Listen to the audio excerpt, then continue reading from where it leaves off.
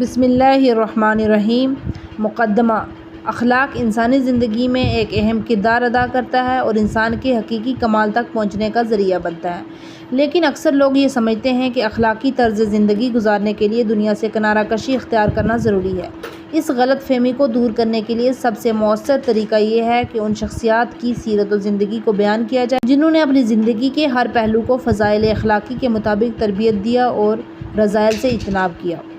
معصومین علیہ السلام، جو کہ کمال انسان کے حقیقی نمونے ہیں، اس معاملے میں سب سے بہترین مثال ہیں۔ چونکہ مناسبت امام حسن علیہ السلام کی ولادت باسعادت ہے، لہٰذا یہاں پر امام حسن علیہ السلام کی زندگی اور سیرت کا ذکر کرنا ہے۔ امام حسن علیہ السلام کی شخصیت اور آپ کے بلند ترین اخلاق و کردار کے بارے میں بحث کے لیے طویل مدت کلاسز درکار ہیں۔ آپ کی اخلاقی سیرت کو کسی ایک درس میں محدود نہیں کیا جا سکتا۔